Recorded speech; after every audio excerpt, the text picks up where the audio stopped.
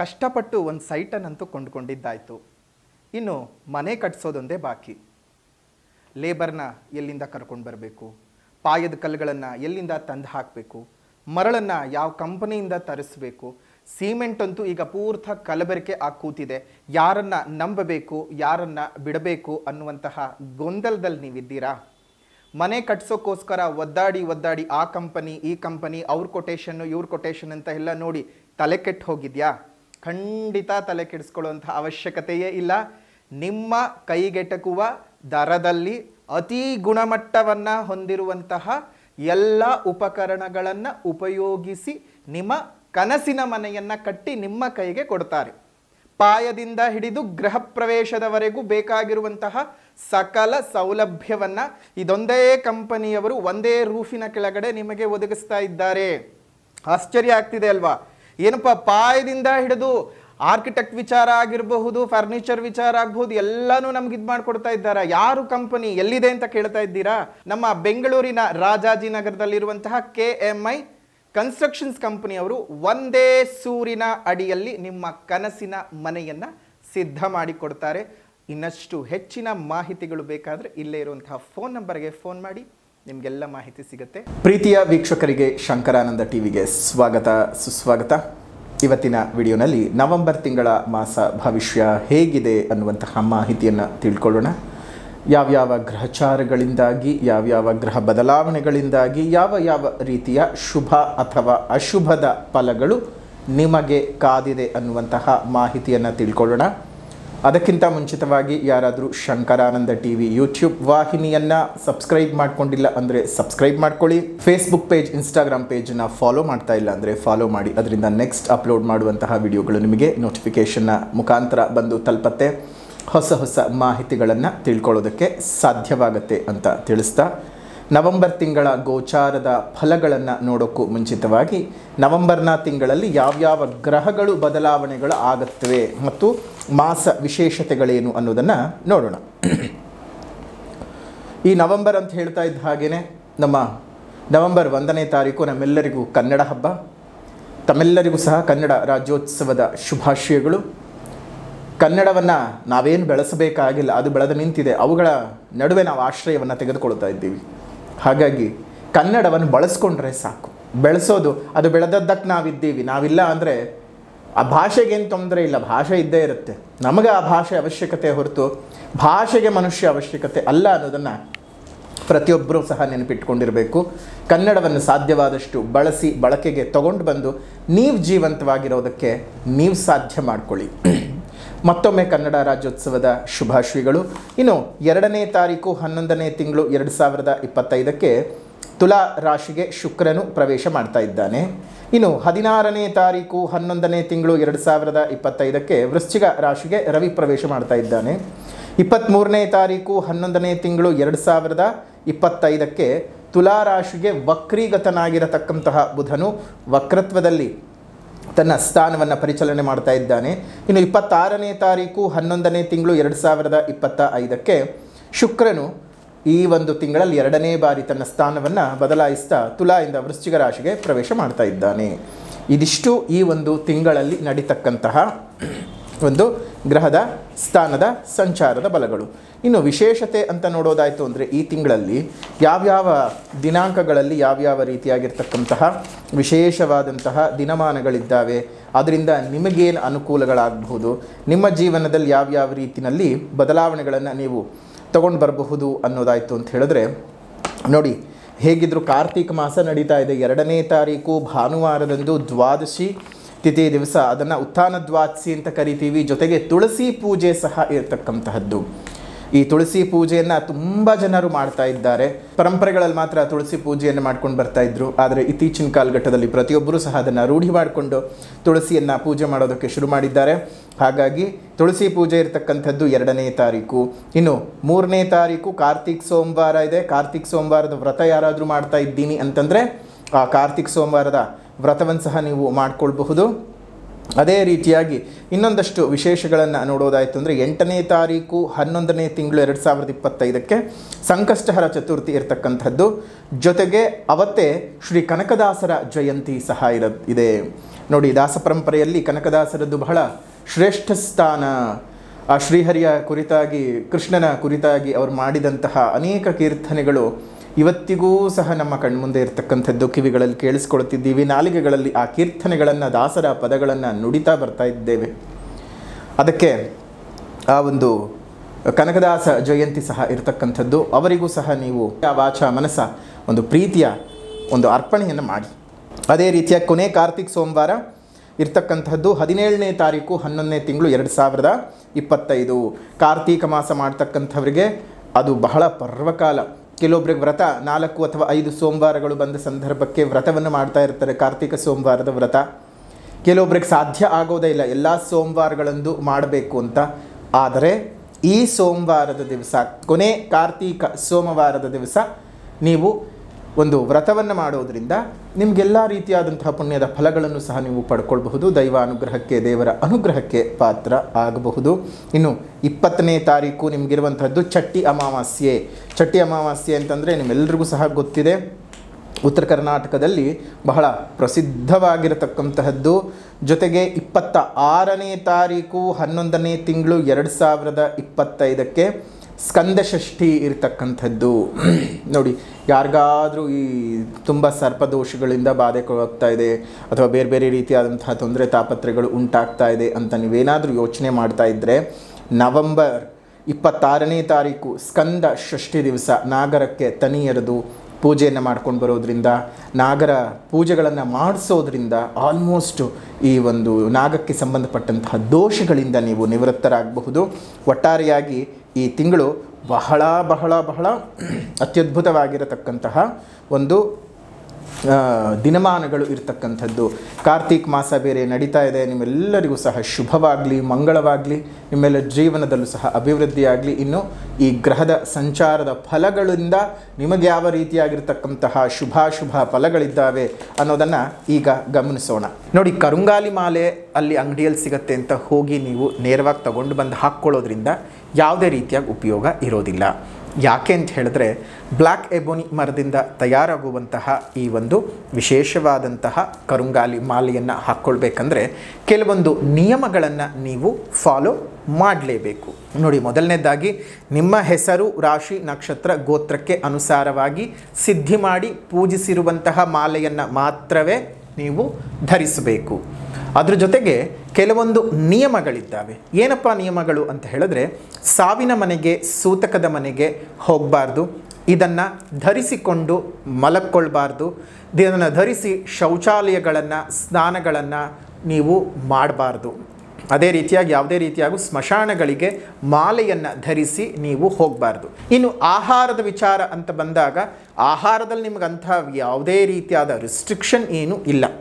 ಯಾಕಂದರೆ ಇದು ಮೂಲತಃವಾಗಿ ಆಹಾರವನ್ನು ಮೀರಿದಂಥದ್ದು ಆಗಿರೋದ್ರಿಂದ ಕೆಲವೊಂದು ಎನರ್ಜಿಗಳು ನಿಮ್ಮ ದೇಹದಲ್ಲಿ ಆಹಾರದಿಂದ ಏನು ಬರೋದಿಲ್ಲ, ನಮ್ಮ ರೀತಿ ಮತ್ತು ನಡವಳಿಕೆಯಿಂದ ಬರುತ್ತೆ. ಸಿದ್ಧಿ ಮಾಡಿ ಪೂಜೆ ಹೇಗೆ ಸಿಗುತ್ತೆ, ಏನು ಮಾಡಬೇಕು ಅಂತ ಅಂದ್ಕೊಳ್ತಿದ್ದೀರಾ? ಏನೂ ಇಲ್ಲ, ಸ್ವತಃ ನಾವೇ ನಿಮ್ಮ ಹೆಸರು, ರಾಶಿ, ನಕ್ಷತ್ರ, ಗೋತ್ರಕ್ಕೆ ಅನುಸಾರವಾಗಿ ಸಿದ್ಧಿ ಮಾಡಿ ಪೂಜಿಸಿ ನಿಮ್ಮ ಮನೆಗೆ ಕಳುಹಿಸಿಕೊಡ್ತೇವೆ. ಈ ಒಂದು ಮಾಲೆಯನ್ನು ಧರಿಸ್ಕೊಂಡು ನಿಮ್ಮ ಜೀವನವನ್ನು ಸರಿ ಮಾಡ್ಕೊಳ್ಳಿ.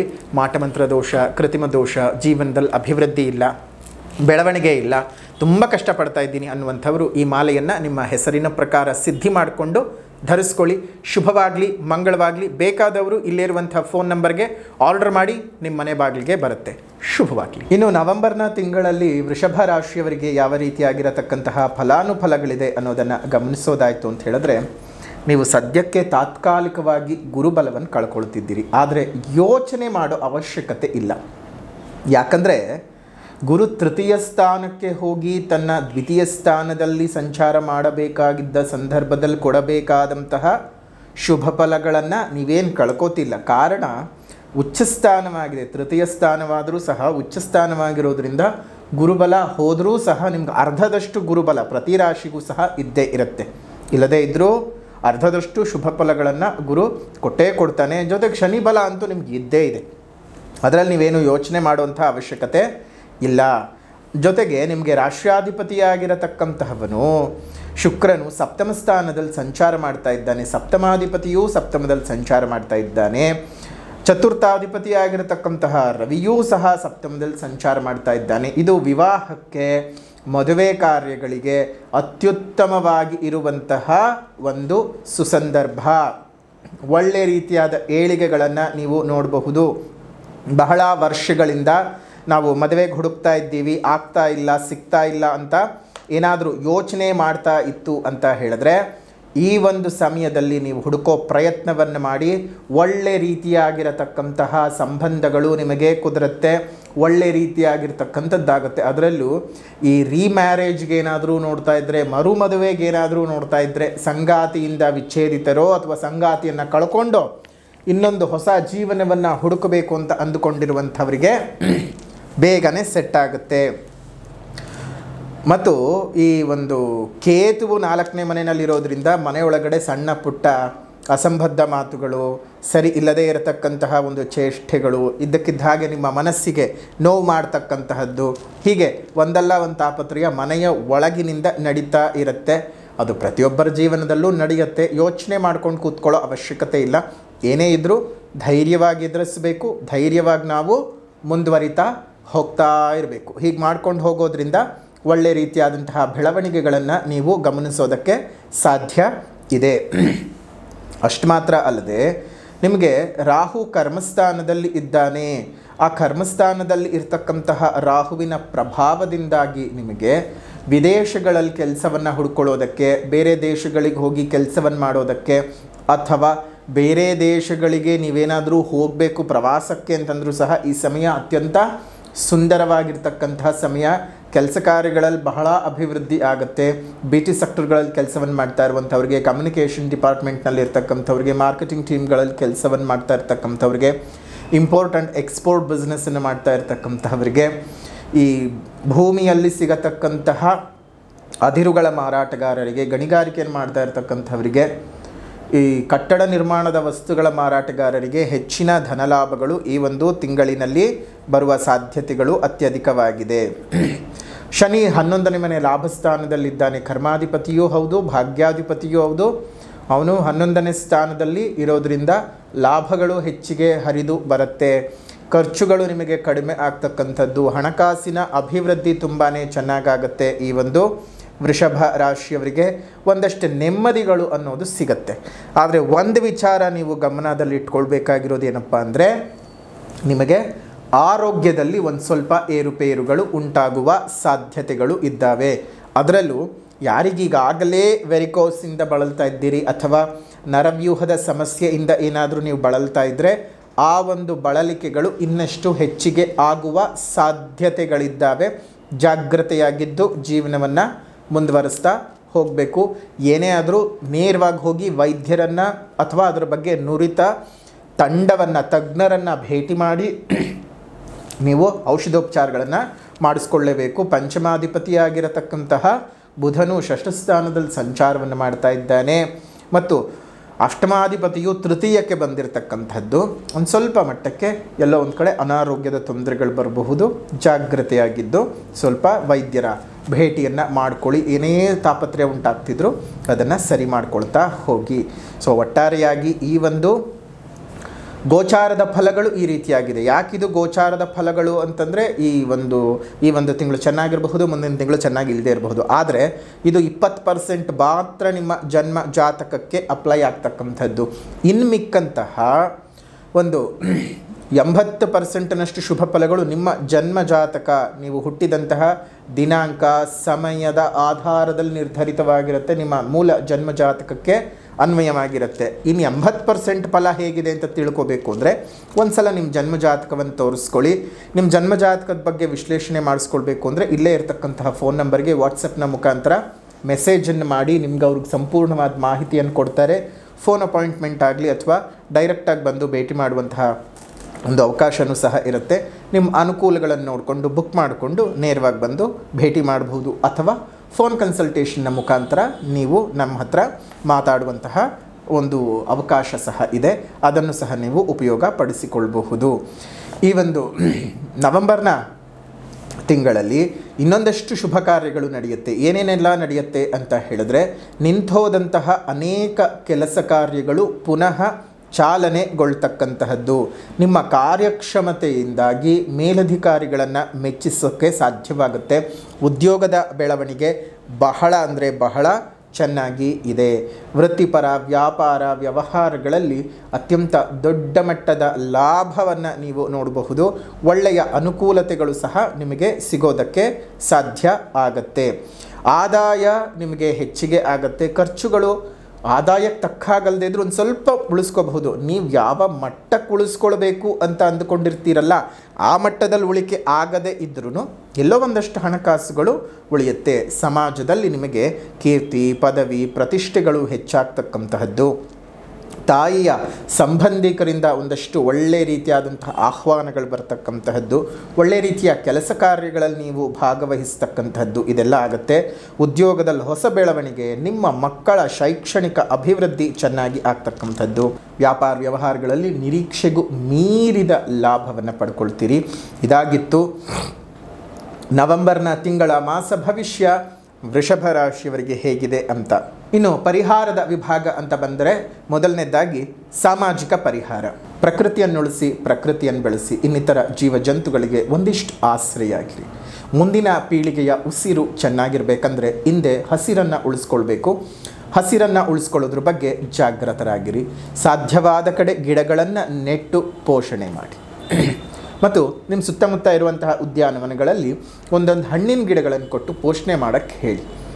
ನೀವು ಕೊಡುವಂತಹ ಆ ಹಣ್ಣಿನ ಗಿಡಗಳು ಅನೇಕ ಪ್ರಾಣಿಗಳಿಗೆ ಪಕ್ಷಿಗಳಿಗೆ ಆಹಾರಕ್ಕೆ ಆಸರೆಯಾಗುತ್ತೆ. ಅಷ್ಟು ಮಾತ್ರ ಅಲ್ಲ, ಮುಂದೆ ಅವುಗಳು ಬೆಳೆದ ನಿಂತ ಕಾಲಕ್ಕೆ ಇಡೀ ಪ್ರಕೃತಿಯನ್ನು ಪರಿಸರವನ್ನು ಕಾಪಾಡುತ್ತೆ. ನಮ್ಮೆಲ್ಲರಿಗೂ ಪ್ರಾಣವಾಯು, ಅವೆಲ್ಲಕ್ಕೂ ಪ್ರಾಣಕ್ಕಾಧಾರವಾಗಿರುವಂತಹ ಆಹಾರ ಎರಡೂ ಸಹ ಸಿಗೋ ಹಾಗೆ ಆಗುತ್ತೆ. ಶುಭವಾಗಲಿ, ಮಂಗಳವಾಗಲಿ. ಸಾಮಾಜಿಕ ಪರಿಹಾರದ ನಂತರದಲ್ಲಿ ಆಧ್ಯಾತ್ಮಿಕ ಪರಿಹಾರ. ಆಧ್ಯಾತ್ಮಿಕ ಪರಿಹಾರ ಅಂತ ಬಂದಾಗ ಈ ತಿಂಗಳು ನೀವೇನು ಮಾಡಬೇಕು ನವೆಂಬರ್ನ ತಿಂಗಳಲ್ಲಿ ಅಂತ ಹೇಳಿದ್ರೆ, ಅಂಬಾಷ್ಟಕಂ ಸ್ತೋತ್ರದ ಪಠಣವನ್ನು ಬೆಳಗ್ಗೆ 3 ಬಾರಿ ಸಂಜೆ 3 ಬಾರಿ ಪಠಣವನ್ನು ಮಾಡ್ತಾ ಬನ್ನಿ. ನವೆಂಬರ್ನ ತಿಂಗಳಲ್ಲಿ ಬರುವಂತಹ ಏನೇ ರೀತಿಯಾದಂತಹ ಅಡ್ಡಿ ಆತಂಕಗಳಿದ್ರೂ ಸಹ ದೂರವಾಗುತ್ತೆ. ಪ್ರತಿಯೊಬ್ಬರಿಗೂ ಸಹ ಅನುಕೂಲ ಉಂಟಾಗುವ ಸಾಧ್ಯತೆಗಳಿದ್ದಾವೆ. ಈ ಅಂಬಾಷ್ಟಕಂ ಸ್ತೋತ್ರದ ಪಠಣವನ್ನು ಮಾಡಿ, ಜೊತೆಗೆ ಜನ್ಮಜಾತಕದ ವಿಶ್ಲೇಷಣೆ ಮಾಡಿಸ್ಕೊಳ್ಳೋದು ಮರಿಬೇಡಿ. ವೃಷಭ ರಾಶಿಯವರ ನವೆಂಬರ್ ತಿಂಗಳ ಮಾಸ ಭವಿಷ್ಯವನ್ನು ಇಲ್ಲಿಗೆ ಮುಕ್ತಾಯ ಮಾಡೋಣ. ವಿಡಿಯೋ ಇಷ್ಟ ಆಗಿದ್ದರೆ ಲೈಕ್ ಮಾಡಿ, ಶೇರ್ ಮಾಡಿ, ಕಮೆಂಟ್ ಮಾಡಿ. ಮತ್ತೊಂದು ವಿಡಿಯೋನಲ್ಲಿ ಭೇಟಿ ಮಾಡ್ತೇವೆ. ಅಲ್ಲಿವರೆಗೂ ನಮಸ್ಕಾರ. ಲೋಕ ಸಮಸ್ತ ಸುಖಿನೋ ಭವಂತು, ಸಕಲ ಸನ್ಮಂಗಳಾನಿ ಭವಂತು, ಸರ್ವೇ ಜನಾಃ ಸುಖಿನೋ ಭವಂತು, ಸಮಸ್ತ ಸನ್ಮಂಗಳಾನಿ ಭವಂತು.